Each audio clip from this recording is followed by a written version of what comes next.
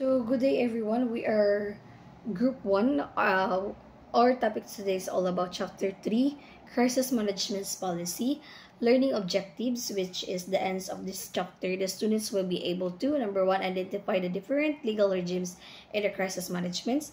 Number 2, explain the policies to reason particular in the hostage-taking situation. 3, describe the policy, disaster risk reductions and management. 4, explain the appreciates the importance concept in PNP operational procedures critical incidents management. Number 5, explains and describe the PNP alert level during the man-made critical incidents. And 6, identify the explains and PNP stage in disaster. So we proceed the legal regimes and the crisis management, which is number 1. There are 8 articles. Number 1 is Section 4 and 5, Article 2 na 1987's constitutions. This is emphasize the duty of governments, which is to protect the people. For example, like ng mga sakuna ng padulong, lindol ba or bagyo, like volcanic eruptions or any crisis na involve ang tao, tungkulin sa government na responsibilidad nila na tabangan ang mga tao na nangangailangan ng tulong. So, muna siyang article number 1. Then, we proceed to number 2, which is the section 6 and article 16, 1987's constitutions. This is state, wait for a while. This is state that shall be established, maintain one police force, which shall be national in scope, civilians character, to be administered and controlled by the National Police Commission. So, number 2 is should be only be one unified police governments in the country, which is the police, PNP police, like pambansang pulisya ng Pilipinas, and responsible sila para magtupad ng mga batas diri sa atong bansa. So, for example lang, like police ka sa Manila, tapos pwede ka ma-destino sa probinsya, like ba. Then, next one is number 3, RA 7160 or Local Government Code. This is by transferring control by responsibility of delivering basic service by the hands of local government units, which is LGU. Kani siya ay layunin nila para mas mapahusay pa ang mga paghatag nila sa serbisyo para sa mga tao, which is kanang gihatagan nila o responsibilidad ang LGU para matabangan ang mga tao na mas mudako pa ang ilang otoridad sa pagresponde sa mga tao. So, we proceed the next reporter. Good day, sir. I am Mian Banyan, and my topic is all about the continuation of legal regimes in crisis management. So the fourth one is RA 6975 or the ILG Act of 1990. So this RA is an act established the PNP under the DILG, and the main goal of this RA is to improve how the police and local government work together kung saan nila pagkanaang maintain ang peace and order and to ensure everyone's safety. And then the fifth one, Executive Order number 309 of 1987.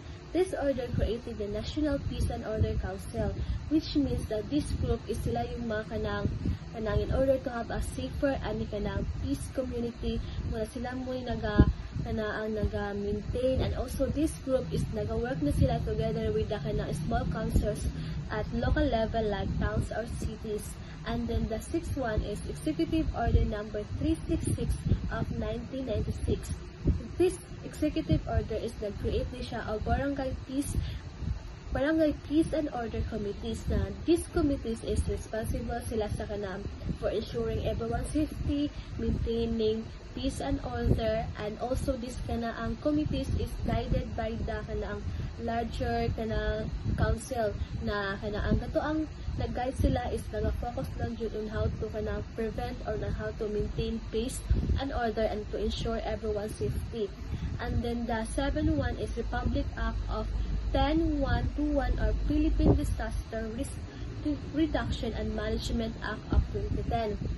So this act is this act is nag-help na siya sa Philippines to prepare for a response sa isa ka disaster and also nag-encourage siya sa isa ka country na kanaang to be proactive rather than reactive when it comes sa disaster, which means na kanaang instead na magdira sila sa aftermath sa isa ka disaster, dapat before nga na ay go na sa isa ka country, dapat na sila plano, strategies or kana para ma-lessen ang mga damages and sa mga ma-lessen ang mga tao na maapektuhan.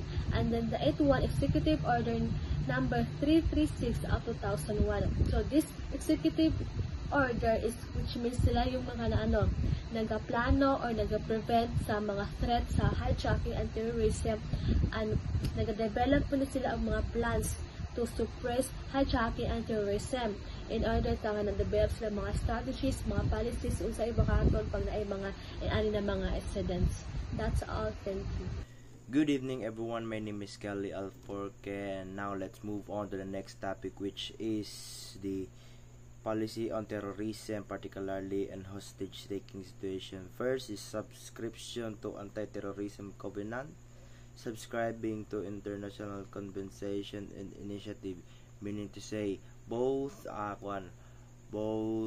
international and local, they need to collaborate to the other country in order to have a peace. Like for example, magka ng mga peace talks nila in order to collaborate idea and to prevent hostage taking and prevent crime in the nation. Next is the peaceful means and other option in the resolution of a crisis. Government must use all peaceful means. Say peaceful means motto kung ginaingon ganiya na kanang kailangan sila mag peace talks, like for example kang Pulong Duterte nagasaka siya og bukid in order to peace talk with mga NPA nga na para makakon sila, mga negotiate sila na kanay dapat dili niyo buhaton. Next is the coordinated and calculated response against terrorism. Utilize crisis management committees, meaning to say you need to coordinate and calculated response because every action there is a consequences. Kailangan nila calculated nila ilang mga lihok in order to kanang maprotektahan nila ang mga mga civilian. For terrorism as a criminal act, all terrorism action regardless of motivation are criminal. Tanan action sa mga terrorism is criminal because against na sila sa government. Next is 5, no compromise with terrorists, avoiding blackmail and terrorist demand, meaning to say dili mo pwede i-pressure ang sa mga terorista because kay sigma ay ilang utok ba na sila na instance na kanang kung ma-pressure sila makon sila kanang malay ilang una napay possible na napa sila mapatay. Next is the respect for human rights, respect human rights of all including the suspect. Kailangan nila respect ang human rights sa mga terorista, kay dili mo pwede porket terorista sila kailangan mo sila patyon, dili kailangan po ka mo negotiate sila ha kung sila ang gusto ngana. Next is 7, prompt handling of a crisis at the lowest level possible. If gamay lang ang situation, dili na kailangan na SWAT na dayon yung tawagon. Kailangan ni lowest level first responder yun na isang police. If dili yun naman lang makaya, pwede sila matawag katong mga tactics na yun ng mga experts sa mga crisis management, mga crisis situation. 8, public information management and advocacy steps of effectively convey government position. Kailangan ang gobyerno dapat ang convey ana sa mga public in order to prevent confusion of the mga public. Na may mga information na kanang gidugangan, na gikulang, kailangan ang government sila ang mo expose para in order to prevent the misinformation. 9 is safety of the victims and civilians. Kailangan safety ang lives sa civilians and also the victims kailangan unahon jud nimo ang victim, kailangan nimo kanang i-safety first nila ay safety first nimo ang victim in order to sumpay jud pa sila sa respect for human rights kay kinabuhi man atong sa gubang diriya. Og mao lang to, next topic. Good day everyone, I am Charlie Banyares and today I'm going to discuss about the policy on anti-terrorism. So this policy on anti-terrorism is isa siya ka set of guidelines para makatabang unsaon pag protekta ang country laban sa mga terrorism. So it ensures the safety of the people, the property, and the national security by preventing and punishing the criminal acts. So this policy is based on the three important principles. So first is the protection of life, liberty, and the property from terrorism.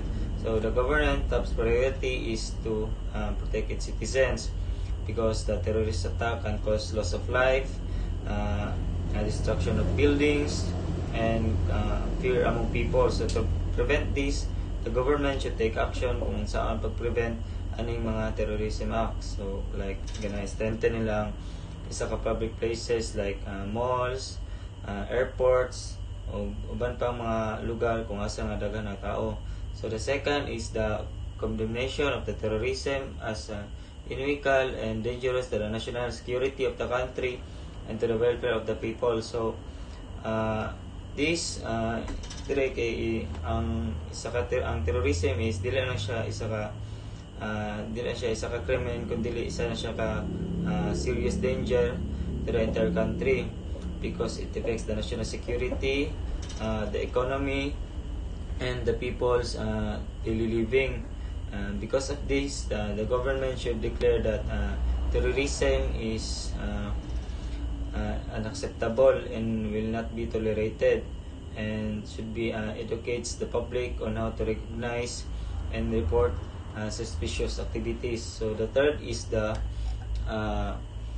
treatment of any act of terrorism as a crime against the Filipino people, against humanity, and against the law of nation. So it means that any act of terrorism is considered serious crime na dili lang sa mga Filipino people but also against all of the humanity and international law. So this statement emphasized that terrorism is not just a local issue but a global concern, violating fundamental human rights, peace and security, and it also implies that terrorists should be held accountable under Philippine law and international legal framework, ensuring that such acts are condemned and punished worldwide. So good day everyone, Aguilar Giancarlo. My topic is policy on anti-terrorism. So when we say policy on anti-terrorism, it refers to a set of laws and activities and actions to prevent the impact of a anti-terrorism activities and ensuring the national security and maintaining our public safety in our society. Now, this includes about policy on anti-terrorism. The first is the protection of life, liberty, and property from terrorism. The second, the condemnation of terrorism as inimical. When we say inimical, is kalaban, kontra. Ang pananaw nimo sa terrorist and dangerous to the national security of country and to the welfare of the people, and the treatment of any act of terrorism as a crime against the Filipino people, against humanity, and against our nations. One of the purpose of the policy on anti-terrorism, like I said, is to prevent the terrorism attack, such as hijacking or kidnapping or maybe bombing incident. So by disrupting any kind of threats on that situation, to have a rapid and effective response we know how to counter or to control on that situation that is already happening. Kumbaga, andam ta ba? So I think that would be my report. Mabuhay ug madayag. Good day everyone. My name is Cristal Rhea R. Basilides, the reporter, and the topic that is being assigned to me is the PNP operational procedures on critical incident management. So the PNP is the forefront in crisis situations, which plays essential and active role in crisis management. So the PNP is accomplished in organizing the incident management committee with the support of NPOC and NDRMC. NPOC is the National and Local Peace and Order Council, and the NDRMC is the Natural Disaster Risk Reduction Management Council. So the SILG, or should I say the Secretary of the Interior and Local Government, is designated also as the Cabinet Officer primarily responsible for threats to peace and order, such as civil disturbance, violence, labor strikes, riots, anarchy, disorderly mass demonstration, and the SILG also acts as the Vice Chairman of the Disaster Preparedness. So all of the action of the PNP addressing and crisis situations is being supported of NPOC, CMC, and NDRMC. So according to the revised Philippines National Police Operational Procedures, there are two types of incidents to be handled. First is the man-made incidents, and second is the natural disaster incidents. So in man-made incidents, the PNP is tasked to respond in two different ways, or in two different situations. So first is managing an incident that can be resolved by responding of the policemen or the PNP without the involvement of the crisis management committee. Second is managing an incident that entails or involves the CMC's directed operations that require the implementation of special tasks by one or more of the urgent services of the Philippine government. So both of the actions of the PNP in a situation must be followed in the incident command system's operational procedures. So lastly, we have the natural or disaster incidents, which is the PNP should be the first responder in the affected area in order to provide a security and support to the affected area, so that they will conduct search and rescue operations to the affected area. That's all. Good evening, everyone. Our topic for today is PNP's alert level during man-made critical incidents. So there are 4 levels. First is level 1, low. Regular police patrols in communities with no immediate threats. So that means this area is only the police doing checkpoints in this area with no immediate threats, like no risk for every citizen, who just like this area is regular day like that. And level 2 is moderate. 50% of police personnel are placed on standby and checkpoints are set up in key areas. So this level 2 is police personnel are doing checkpoints in these areas. So third is level 3, high or red alert. 100% of PNP personnel are called. SWAT and SAP units are deployed to secure the area and investigate. So this one is 100%, which is PNP, and all the other agencies like SWAT and SAP are doing securing the area because they are 50% nga this area is risky and dangerous. And fourth is level 4, extreme or maximum security. All police forces, including military reinforcements, are mobilized and possible of emergency is declared. So this level 4 is this one is in that area. All police forces and military should collab and do possible emergency in this area, because this area is risky and dangerous so far in these levels. And that's all. Thank you. So, good day everyone. Today I'm going to discuss the PNP stages in disaster management.